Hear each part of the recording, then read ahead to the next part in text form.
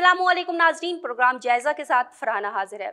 नाजरीन, इस वक्त जो हमारे साथ हमारे स्टूडियो में गेस्ट मौजूद हैं, रिजवाना तबस्सुम दुरानी साहिबा। आप एंकर हैं, ब्रॉडकास्टर हैं और सबसे पहले आपने लिखना शुरू किया अखबार में। उस वक्त से इन्होंने आगाज़ किया जब ख़वातीन का घरों से बाहर निकलना भी मायूब समझा जाता था, जब ख़वातीन पे इतनी सारी पाबंदियाँ थी और अच्छा नहीं समझा जाता था, ख़ास तौर पे मीडिया पे आना, रेडियो पे आना और अखबारात में आना। आज हम इनसे गुफ्तगू करते हैं, जानते हैं कि इन्होंने अपने सफ़र का आगाज़ कहाँ से किया, किससे मुतासिर होकर इन्होंने ये काम शुरू किया और इससे बढ़कर आप एक समाजी कारकुन हैं, ख़ासतौर पे ख़वातीन जो हमारी समाजी कारकुन हैं, इनकी ज़िंदगी में रोल मॉडल क्या है और किस तरह से ये अपने काम को और साथ में निजी ज़िंदगी को लेकर चल रही हैं। इस हवाले से आज हम इनसे गुफ्तगू करते हैं। अस्सलाम वालेकुम, कैसे मिजाज हैं आपके? जी, वालेकुम अस्सलाम। बहुत शुक्रिया फ़रहाना। सबसे पहले तो मैं एन न्यूज़ की शुक्रगुज़ार हूँ कि अल्हम्दुलिल्लाह मुल्तान में एक नया इज़ाफ़ा अच्छा लग रहा है यहाँ पे आके मुझे। और कैमरे के सामने ज़िंदगी गुज़र गई है, प्रोग्राम करते, रिकॉर्डिंग करवाते, इंटरव्यूज़ देते। अब तो ये सारी चीज़ें पुरानी सी लगने लग गई हैं। कितना अरसा हुआ आपको इस फील्ड में आए? मुझे आपने स्टार्ट कहाँ से लिया? मैं डेरा गाज़ी ख़ान से बेसिकली मेरा ताल्लुक़ है। एक ऐसा इलाका जहाँ पे अभी भी टोपी वाले बुर्के पहने जाते हैं, ग़ालिबन आप भी वहाँ से ताल्लुक़ रखती हैं।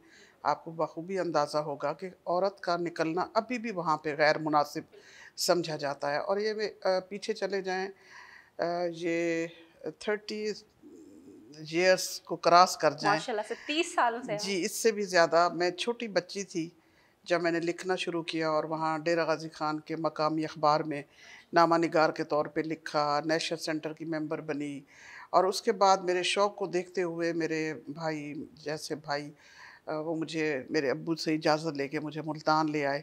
तब ये तौसा-बिराज नहीं हुआ करता था, गाज़ी घाट भी नहीं था। रात हमारी मुज़फ़्फ़रगढ़ में गुज़रती थी। तो मैंने रेडियो पे आना और मैंने कहानियाँ रिकॉर्ड करवानी और फिर चले जाना। तो ये सिलसिला चलता रहा। फिर आफ्टर मैरिज मैं बहावलपुर चली गई। कुछ अर्सा ये सिलसिला मेरा मुनक़ते रहा। उसके बाद मैं जब मुल्तान शिफ्ट हुई तो ये सिलसिला दोबारा जुड़ गया, रेडियो पे जाने लग गई। फिर मेरा बाकायदा रेडियो के साथ मुंसलिक as a feature writer, as a drama artist मैं ड्रामा भी अप्रूव वहाँ पे हुई, ड्रामे भी किए।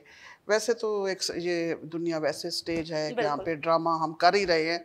ये जो कुछ हो रहा है सब ड्रामा ही ज़िंदगी एक है, तमाशा है। ज़िंदगी का एक हिस्सा है। सो वो करते-करते तो वहाँ पे एज़ ए प्रोड्यूसर मैं 2004 में बाकायदा तौर पे वहाँ पे आई। अल्हम्दुलिल्लाह ये तवील सफ़र मेरा जारी है और मैं काम कर रही। शुरू-शुरू में आपको किन-किन मुश्किलात का सामना करना पड़ा जब आप घर से बाहर निकलीं? लोगों का रवैया कैसा था और ख़ास तौर पे क्या आपको अपने घरवालों की सपोर्ट हासिल थी? जी, घर वालों की सपोर्ट ना होती तो मैं आज यहाँ भी ना होती। और उनमें मैं क्रेडिट दूँगी अपने वालिद साहब को कि जिन्होंने सारे ख़ानदान की मुखालफत लेके मुझे इधर मुल्तान भेजा। तो मेरा ख़ानदान अब तो ख़ैर मेरा नाम फ़ख्र से लेते हैं कि रिज़वाना हमारे रिश्तेदार है। पहले वो कहते थे दुरानी भी ना लगाओ कि लोग कहेंगे कि दुरानी ख़ानदान में ये काम शुरू हो गया। सो वो एक कठिन सफ़र था मेरा। अब्बा जी की मैं समझती हूँ टोटल मैं आज जो कुछ भी हूँ अपने पेरेंट्स की वजह से हूँ। और अल्हम्दुलिल्लाह वालदा भी इसी तरह पॉजिटिव ख़ातून थी। वो भी यही कहती थी कि जो मेरे अब्बा जी कहते थे जिस फील्ड में जो बच्चा जाना चाहता है उसको जाने दें। फिर उन्होंने देखा मेरी बेटी लिखना पढ़ना जानती है, शौक़ है इसको। हालांकि हम 8 बहन भाई हैं, मेरी किसी और बहन भाई का इस तरफ ज़रा सा भी रुझान नहीं है, आपका ही सिर्फ़ है? सिर्फ मेरा है। शौक हाँ या जी, किसी से शौक़। मुतासिर होके आप आए? वो कहते हैं ना कि सब लोग बहन भाई एक जैसे नहीं होते। मेरा मिज़ाज थोड़ा सेंसिटिव बाकियों से हट के था। तो मुझे घर में भी छोटी-छोटी बातें चुभती थी, तकलीफ़ देती थी। बहन ने कुछ कह दिया, भाई ने कुछ कह दिया, रूठ जाना और इस तरह सेंसिटिव बहुत थी मैं। और ये लोग सेंसिटिव जो होते हैं वो ही ऐसे काम करते हैं। और फिर वो मैं चीज़ें लिखा करती थी। डायरी लिखने का बड़ा शौक़ था मुझे बचपन से। मैं डायरी लिखा करती थी, अब तक लिखती हूँ। अब ये है कि मखसूस चीज़ें लिख लेती हूँ, पॉइंट लिख लिए। पहले तो सफ़े के सफ़े भरते थे कि क्या वक़्त हुआ, कैसे गुज़रा। तो इस तरह ये सिलसिला माशाल्लाह अभी तक जारी और सारी है। आपने अखबार में लिखा कितने अरसे तक? अखबार में मैं डीजी खां काफ़ी मेरे ख़्याल में 2-4 साल तो मैं लिखती रही हूँ। मैं करती थी, पढ़ती थी ना, तो वहाँ की जो एक्टिविटीज़ होती थी बच्चियों की, लड़कियों की, उनको डायरी की शक्ल में लिखती यानी थी, लिख के अखबार में दे देना। तालिब इल्मी के ज़माने से आपने शुरू हाँ, किया। जी, जी, बिल्कुल। तो वो फिर मेरा सिलसिला अखबारात में चलता रहा और फिर वहीं डीजी खां में ही मैंने अखबारात में अपनी शायरी देनी भी शुरू कर दी। अच्छा, तो मेरी शायरी भी छपती थी, मेरे डायरी भी छपती थी मेरी उसमें। शायरी किस ज़बान में? उर्दू? नहीं, उस वक़्त मैं वहाँ पर मैं आपको बताऊँ, मैंने उर्दू में शायरी शुरू की थी। तो उर्दू में शायरी के बाद मैं काफ़ी ज़्यादा लिखा उर्दू में। सराइकी भी साथ-साथ लिखती थी, लेकिन तवज्जो मेरी उर्दू की तरफ थी। लेकिन अल्हम्दुलिल्लाह कि मेरी उर्दू की किताब मोहब्बत जुस्तजू है, बहुत पज़ीराई मिली उसको। 2003 में उसको बेस्ट बुक का अवार्ड भी मिला। और जब मैं मुल्तान मुकम्मल तौर पे शिफ्ट हुई तो फिर मैंने देखा कि हमारी ज़बान जो है उसमें नाम बनाया जा सकता है, वरना उर्दू शायर तो बहुत ज़्यादा हैं, बिल्कुल, तो इतने मुश्किल हो बड़े-बड़े जाएगा मेरे नाम। लिए। तो वही हुआ कि शुक्र अल्हम्दुलिल्लाह इस वक्त मैं तो नहीं कहती, लोग कहते हैं कि सराइकी शायरा में शायरात में एक नाम है। तो मैं जब शायरा सराइकी बाकायदा तौर पे आई तो कोई शायरा सराइकी इतनी ज़्यादा नहीं थी, खाल खाल थी। तो अब कुछ लोग लिख रहे हैं सराइकी। तो आपको कैसा रिस्पॉन्स मिला अब एज़ अ खातून जो शायरा है उसके तौर पे? मैंने बड़ी मेहनत की है इस पे, बहुत ज़्यादा मुशायरे पढ़ने जाना और अपने आप का मखसूस मैं रख के चला करती थी। ये नहीं कि दिन रात आपको बुलावे आ रहे हैं, आप जा रहे हैं। मैं मगरिब के बाद नहीं जाती थी कहीं भी, कोई बड़ा भी कितना इवेंट क्यों ना हो। काफ़ी अरसा मैंने इसी तरह अपने आप को रखा कोई ख़ास संभाल के। वजह हाँ मगरिब जी, के वो बाद? इसलिए कि लड़कियों का इमेज होता है और आपको पता है जब एक दफ़ा इमेज बन जाता है तो उसको आप चेंज नहीं करवा सकते। तो आज अल्हम्दुलिल्लाह एक बड़ा मकाम, एक नाम के साथ बैठी हूँ, तो इसके पीछे बड़ी मेहनत है, बड़ी कितनी कुर्बानी किताबें है। आपकी शाये हो चुकी है, शायरी के मजमूए? मेरी 5 किताबें आ चुकी हैं और तकरीबन 6-7 किताबें इस वक़्त प्रोसेस में हैं। वैसे तो अपना लिखा हर किसी को अच्छा लगता है, यकीनन आपको भी अपना लिखा सारा अच्छा लगता होगा, हमारी तरह जैसे हम आपको पढ़ते हैं। आपको कोई अपना अशआर जो सबसे ज़्यादा पसंद हो? कोई मजमूआ?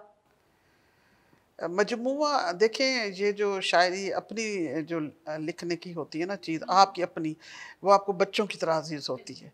तो उसमें कभी कोई शेर अच्छा ना भी हो तो भी दिल नहीं करता इसको छोड़ दें, ज़ाया कर दें, क्योंकि अपने तख्लीक की हुई होती है और तख्लीक किसको प्यारी नहीं होती। मुझे तो अच्छी लगती है, अब मेरी शायरी किसको अच्छी नहीं लगती, किसको अच्छी लगती है ये मुझे नहीं पता, लेकिन ये है कि बहुत पज़ीराई है। और रेडियो पाकिस्तान में मेरे तकरीबन 45 गीत मुख्तलिफ गुलकारों की आवाज़ में ऑन एयर चल रहे हैं इस वक्त, अल्हम्दुलिल्लाह। ठीक, ठीक। यहाँ पे ब्रेक का वक़्त हुआ चाहता है, लेकिन ब्रेक पे जाने से पहले आपको जो सबसे ज़्यादा जो शेर पसंद है, वो थोड़ा-सा हमारे नाज़रीन को सुना दें। शेर तो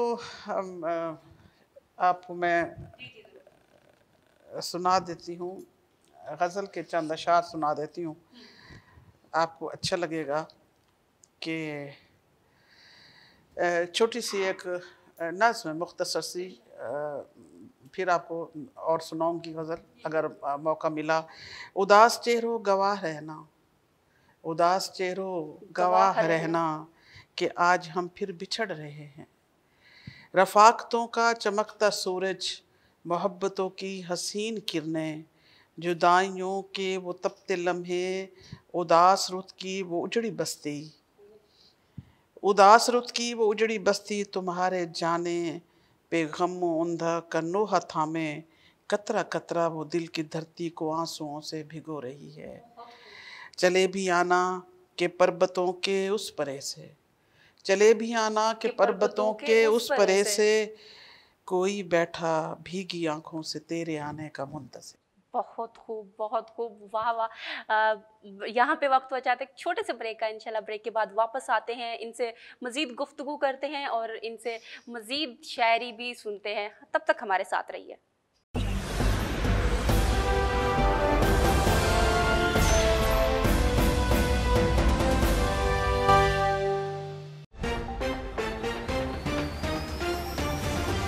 इमरान खान आपको हमने वोट दिए हैं, नियाज़ी साहब हमारे बारे सोचें। चूँकि यहाँ पे डेजर्ट एरिया है, एक ही फसल होती है लोगों की साल में और ज़रिया माश उसी पे चल। सूबे में ये मनाया जा रहा है और इसमें जो हमारे शहीद होते हैं उनको हम उनकी याद में ये मनाया साथ ही ये गुजारिश करूँगा कि जिस तरह से हमेशा जोश व जज्बे से मनाते हैं 14 अगस्त इस दफ़ा भी मनाया जाए। कॉलेजेस हैं, हमारे जो स्कूल्स हैं, ये सब मिलकर ये कर रहे हैं और ये जो विजन है इमरान खान साहब का सरसब्ज़ पाकिस्तान पंजाब इमरजेंसी सर्विस और दूसरे अजला की तरह हमारे ज़िला लिया में भी ये मुहिम ज़ोर शोर से जारी है। आर्मी को और तरक्कियाँ दें, उनको दुश्मन नीस्त व नाबूद हों। कोई आला अफसर आए और इस मुल्क को आगे संभाले, कंट्रोल करे, क्योंकि आर्मी के अलावा हमें कभी भी सहूलत नहीं मिली। जान जान पाकिस्तान, दिल दिल पाकिस्तान। इतवार की शाम 7:05 पर।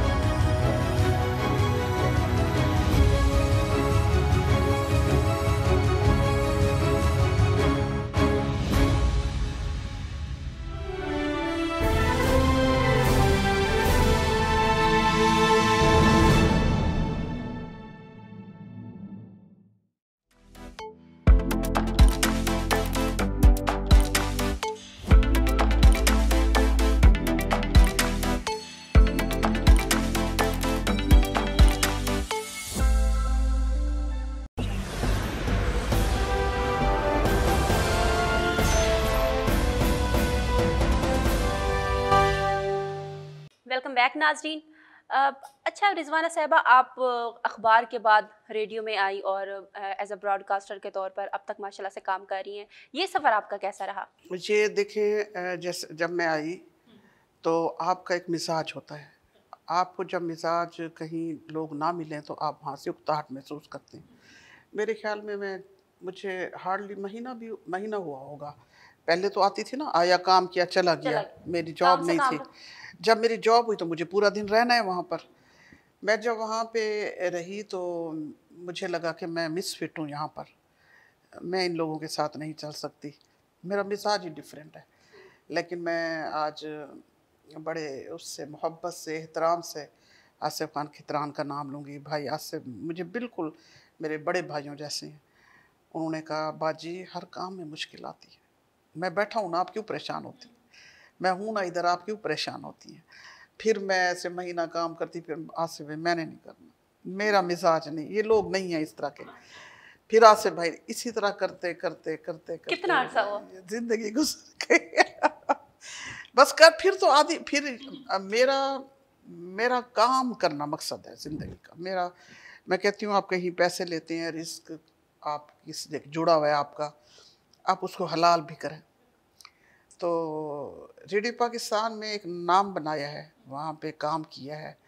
मैं आपको ये बता दूं कि हमारा फंड रेजिंग हुआ जब वहाँ पे रेडियो पाकिस्तान सैलाब आया, अर्थक्वेक आया, ज़लज़ला हुआ, ये सारा कुछ, तो हमने शोज़ हमें कहा गया था आप करें फंड रेजिंग के। तो जब फंड रेजिंग की बारी आई तो हमारे उस वक्त कबीर शाह साहब थे हमारे प्रोग्राम मैनेजर, और गालिबन अच्छा, तो जब वो हमने एक 300 रुपये की और एक 500 रुपये की ना पर बनवाई थी स्लिप, सबको बेचें। तो हमारी मीटिंग में ऐसे बैठे थे सारे, कबीर शाह साहब सारों कह रहे थे एक इनको 500 वाली और एक 300 वाली ना सारे प्रोड्यूसर्स को दे दें, ये सेल करके आएँ ताकि इस तरह। तो जब मेरी बारी आई तो मुझे कहते हैं रिजवाना को पूरी कापी दे दें। मैंने कहा सर क्यों, मैं घर से लाऊंगी पैसे। कहते नहीं मुझे पता है आप और भी मांगेंगी। अब देखिए ये होता है जो सीनियर लोग होते ना उनको पता चल रहा होता है कि कोई बंदा कैसा है। तो खैर उन्होंने मुझे दे दी। अब जब मुझे दे दी तो मैं परेशान कि मैं कैसे करूँगी इतना पैसा। आप सोचें 100 वाली हो 300 की कापी और वो हो 500 वाली, कितना पैसा है, ठीक है। उस ज़माने में तो ये ख़ास है मित्र। हाँ, नहीं सेल करना कितना मुश्किल है। अच्छा मैं खैर उठ खड़ी हुई और वही हुआ कि मैंने वो कापियाँ सेल कर ली और कापियाँ मांगी। तो उस वक्त हमारा रेडियो पाकिस्तान पूरे पाकिस्तान में पहले नंबर पर आया, ये फंड रेजिंग करने वाला स्टेशन करार दिया गया और उसमें सबसे ज़्यादा फंड रेज करने वाली मैं थी। मुझे अवार्ड दिया गया और रिकग्नाइज़ किया गया कि ये काम बताने का मतलब ये है, जिम्मेदारी सौंपी है। मुझे लोगों ने कहा कि आधे पैसे रख लो, ये कर लो, वो कर लो। रेडियो के लोगों ने कहा क्यों कर रही हो, किसके लिए कर रही हो? मैंने कहा मैं इस रेडियो के लिए कर रही हूँ, जहाँ मेरी ज़िंदगी वक्त मैं सारा देती हूँ इसको। इसी तरह मलाला यूसुफज़ई का कंपटीशन था रेडियो पाकिस्तान, मैंने एज ए शायरा वहाँ पे पोइम लिखी, पूरे पाकिस्तान पे पहले नंबर पर आई। अच्छा, मेरी माशाल्लाह। हाँ जी। तो ये मेहनत से होता है सब कुछ और बड़ा अच्छे लोगों के साथ मैंने काम किया, अच्छे लोग हैं। आसिफ भाई तो अब भी हैं, अल्लाह उनको ज़िंदगी सेहत दे। तो चल रहा है सिलसिला माशाल्लाह। आज भी मैं शो करके आई हूँ, हालांकि छुट्टी थी तो दोपहर का शो हमारी कंपेयर नहीं आई थी, मैं करके आई हूँ। अच्छा, रेडियो में और अखबार में लिखना दोनों मुख्तलिफ चीज़ें हैं। सबसे ज़्यादा आपको कहाँ अच्छा फील हुआ, अखबारात में लिखना कि रेडियो में काम करना? नहीं, रेडियो का है प्रैक्टिकल काम। रेडियो पे आप एज ए प्रोड्यूसर काम करते, प्रोड्यूस करते हैं। आपने कोई इवेंट किया, आपने कोई मज़ाकरा किया, वो जैसे हम यहाँ बैठे हैं, आपके पीछे प्रोड्यूसर है, वो सारा तरतीब देता है, सारा कुछ कैमरा मैन है। वहाँ भी हमारे प्रोड्यूसर होते हैं, इंजीनियर होते हैं, लोगों को बुलाते हैं। एक मज़ाकरा हमने रिकॉर्ड किया या मुशायरा रिकॉर्ड किया शायरों को। तो ये जो अखबार का है, यहाँ तो आपने लिख के भेज दिया, उन्होंने थोड़ा सा उसको देखा और छाप दिया। तो ये मुश्किल काम है रेडियो पे काम करना। आप रेडियो में काम करती हैं, साथ में अखबारात में भी लिखा करती थी। आप समाजी कारकुन भी हैं, सोशल वर्क का आपको कैसे ख्याल आया? मैं आपको बताऊं कि मैं यहाँ पे नाम बिल्कुल मैं हमेशा नाम लेती हूँ। बेगम फ़र्रुख मुख्तार साहिबा एक बहुत बड़ा नाम समाज के हवाले से, समाज की खिदमत के हवाले से। तो मेरा उनके साथ था आना जाना मिलना, जो मैं उनको देखा करती थी। और फिर वो जब राशन तकसीम करती थी तो मुझे कहती थी रिजवाना जो डिज़र्विंग लोग हैं ना बता देना, भी उनको दे दी। तो इसी तरह मैं उनसे लेके डिज़र्विंग लोगों को दिया करती थी। तो एक वक्त आया तो उन्होंने कहा कि यहाँ पे डिज़र्विंग कम होते हैं और ऐसे ही हम ये राशन ज़ाया हो जाता है, लोग वो ले जाते हैं जिनको ज़रूरत नहीं है। तो उन्होंने फिर हॉस्पिटल बनाया, तो उन्होंने कहा हम सारा अब उधर कर रहे हैं सिलसिला, इसको बंद कर दिया। मैंने कहा कैसा होगा कि मैं तो लोगों को राशन देती थी, वो तो हर साल रमज़ान में। मैंने कहा इसको मैं खुद क्यों ना शुरू करूं, ये यानी इस पैमाने पर। फिर मैंने अपने घर से शुरू किया, अपनी पूरी पे उठाई लगा दी, बच्चों से लिया लगा दिया, शुरू कर दिया। लेकिन मैं समझती हूँ कि अल्लाह कहता है मेरे रास्ते पे चलो, तुम्हारा बाजू मैं पकड़ूंगा। दूसरों की मदद करना यकीनन जहाँ एक इत्मीनान वाला काम है वहाँ मुश्किल भी बहुत है। और आपने कहा कि आप अपने घर से लगाती थी। हाँ। क्या क्या मुश्किलात आपको फेस करना? नहीं, मैं आपको बताऊँ, मेरी अम्मी की डेथ हो गई तो मैंने कहा मेरी माँ की दुआ से, मेरे बाप की दुआ से मैं इस मकाम पे हूँ। तो कहते हैं औलाद नेक औलाद सदका जारिया होती है, तो मैं कुछ ऐसा करूँ जो मेरी अम्मी को उसका सवाब मिले। मैंने रशीदा बेगम वेलफेयर ट्रस्ट बनाया, अपनी अम्मी के नाम से बैनर बनवाया, घर में लगा दिया। अब मैंने सोचा कि क्या चीज़ ऐसी दी जाए जो अम्मी के लिए हो स्पेशली। मैंने मशीनें, सिलाई मशीनें बनाना शुरू की। सिलाई मशीनों के ऊपर कंधा करवाती थी रशीदा बेगम वेलफेयर ट्रस्ट, और वो फिर मैं ऐसी बच्ची को देती थी जिसकी शादी हो रही हो और वो डिज़र्विंग भी हो और उसको काम भी आता हो। तो इस तरह अल्हम्दुलिल्लाह मुल्तान, मुजफ्फरगढ़, लाहौर, डीजी खां, जामपुर तक मेरी ये मशीनें इतनी गई हैं। वो पता नहीं कहाँ से आया पैसा, मुझे नहीं पता। मैंने शुरू किया था ये काम और आज तक अल्हम्दुलिल्लाह चल रहा है।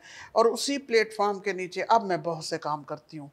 मैं गरीबों को राशन भी देती हूँ, मैं मरीज़ों का इलाज भी करवाती हूँ, मैं उन बच्चों को फ़ीसें भी देती हूँ जो मुंह से नहीं कह सकते लेकिन डिज़र्विंग होते हैं, जो बता सकते हैं जिन। और मैं फिर खाना भी तकसीम करती हूँ और चैरिटी के बहुत काम हैं अल्हम्दुलिल्लाह। एक मैं ऑर्गेनाइजेशन के साथ, 2 के साथ वाबस्ता हूँ, तो उसके साथ मैंने कैसे आई उनके साथ ऑर्गेनाइजेशन? मैं शुरू से 15 साल से इनर व्हील का हिस्सा थी। वो ख़वातीन की है, इंटरनेशनल ऑर्गेनाइजेशन है, यूके से है, तो उनमें सिर्फ ख़वातीन होती हैं।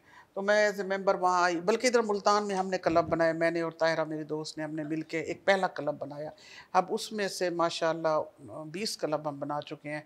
गिरदो नवाज, साहिवाल, बहावलपुर, मुजफ्फरगढ़, डीजी खान, तौसा, उसके बाद झंग, खानेवाल, तो वो सारे चैरिटी का काम कर रहे हैं। तो तब मैंने सोचा कि एक तो रशीदा बेगम ट्रस्ट है, तो मैं कभी चेयरमैन बनी तो मैं हॉस्पिटल बनाऊंगी, तो मैं अल्हम्दुलिल्लाह चेयरमैन बनी। तो मैंने हॉस्पिटल एक आगाज़ किया उसका तौसा में जाके, और वहाँ पे चैरिटी मेरे अपने डिस्ट्रिक्ट, ये सेल्फ फंडिंग ऑर्गेनाइजेशन है, इसमें आप कहीं से चैरिटी नहीं लेते, ना आपको मिलती है कहीं से। हमारे जो अपने लोग हैं वही इसकी चैरिटी करते हैं, देते हैं। तो हॉस्पिटल माल अल्हम्दुलिल्लाह 1 साल में बन गया। अब हम एक कैंप लगा के वहाँ पे हेपेटाइटिस का फ्री कैंप लगाया है। YCDO है जो वो मेरे साथ, वो उन्होंने आगे मुआहदा किया है आगे इसको कंप्लीट करने का इंशाअल्लाह ताला। जनवरी के फर्स्ट वीक में इसकी ओपनिंग है, बाकायदा तौर पे ये वर्किंग शुरू कर देगा। अपने ट्रस्ट के लिए आप फंड रेजिंग का क्या तरीकाकार अपनाती हैं, या लोगों को इस तरह इसमें राग़िब करने के लिए क्या तरीकाकार होता है कि लोग ज़्यादा से ज़्यादा इसमें इन्वॉल्व हो सकें? बिल्कुल, बड़ा अच्छा सवाल किया, मुझे मौका मिल गया यहाँ बताने का। मैं बताऊँ कि मैं अपने बच्चों से मांगा करती थी जब मेरे पास पैसे ख़त्म हो जाते, या अपने बहन भाइयों से जो मेरे बाहर रहते हैं, और नहीं। अब देखिए 3-4 लोग कब तक देंगे मुझे? यहाँ लोगों में इतनी ये बात फैल चुकी कि रिजवाना के पास चले जाए, काम हो जाएगा। किसी का हॉस्पिटल का, आप अल्हम्दुलिल्लाह पता नहीं लोग इतना ट्रस्ट करते हैं, किसी की उसका अदालत का कचहरी, वो समझते ये रिजवाना कर देगी। अब लोग आस लेके आते हैं, उम्मीद बन चुकी होती और है, वो हो भी जाता है, फिर आगे अल्लाह कोई सबब भी पैदा कर देता है। तो अब फंड ख़त्म हो गए तो क्या करती, फिर मैंने एक स्लोगन बनाया बड़ा सोच के कि कैसे मैं अवाम को अपने साथ अटैच करूं। 100 रुपये से जन्नत में घर बनाए।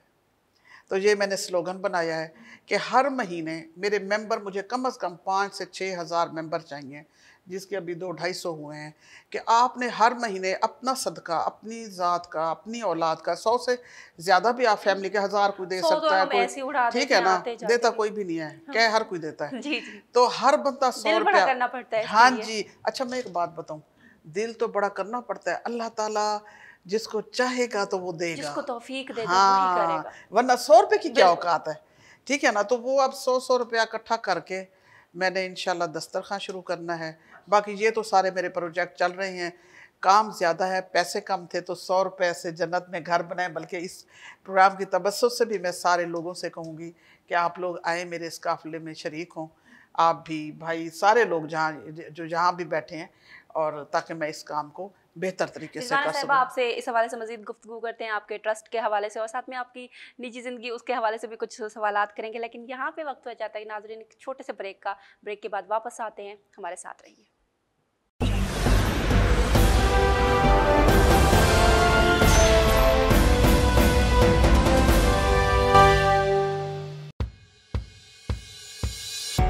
जहां हम आपको दिखाएंगे पाकिस्तान भर में रूनुमा होने वाले वाकयात की। मुलाकात होगी आपकी धरती के हीरोज से, बातें करेंगे वो जो आप सुनना चाहते हैं, दिखाएंगे वो जो आप देखना चाहते हैं, मसाइल उजागर करेंगे, गुर्बत, बेरोजगारी और महंगाई की चक्की में पिसे अवाम की। दिखाएंगे आपको इलाकाई रंग, सकाफती विरसा, रीत रिवायात, आलमी मंजरनामे और वो सब कुछ जो आप देखना चाहते हैं। तो देखते रहिए टी विद सजाद खोखर। देखिए हर मंगल और बुध रात 8 बजे एन न्यूज़ HD पर।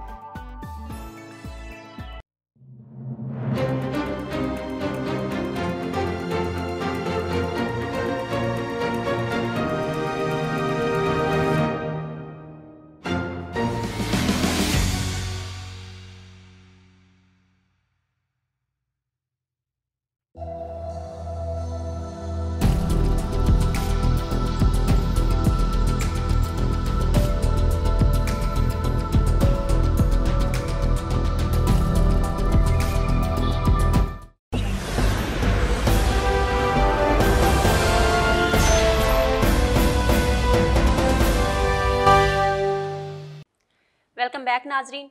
अच्छा रिजवाना साहिबा, आप अपना ट्रस्ट चला रही हैं, लोगों की मदद करती हैं अपनी हर मुमकिन हद तक, लेकिन लोग बहुत फ़ायदा उठाते हैं आजकल के दौर में। कहीं देखा नहीं सादा लोग और अपनी, आप समझ रही हैं कि मैं किस तरह का सवाल करना चाह रही हूँ। तो इस तरह का कोई आपके साथ इंसिडेंट पेश आया कि लोग खुद को डिज़र्विंग ज़हर करके आपसे ले गई हो मदद, लेकिन बाद में पता चला हो कि ऐसा नहीं था?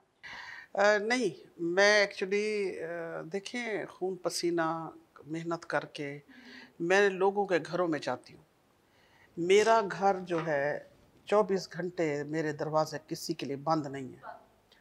मैं खुद मिलती हूँ लोगों को। मेरे ये नहीं है, अमीर लोग क्या करते हैं, दरवाजे पे नौकर बैठे होते हैं, नौकर डील करते हैं, नौकरी देते हैं, किसको क्या दे रहे हैं, किसी को कुछ नहीं। अमीरों ने बस पैसा देना है, उतार देना है गले से, भी हमारा ये ज़कात निकल जाए, किधर जा रही है ये नहीं देखना।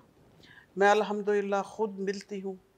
मेरे ये सारे मुसलमान बहन भाई हैं, ये गरीब, ये अमीर, ये हमने तफरीक रखी हुई है।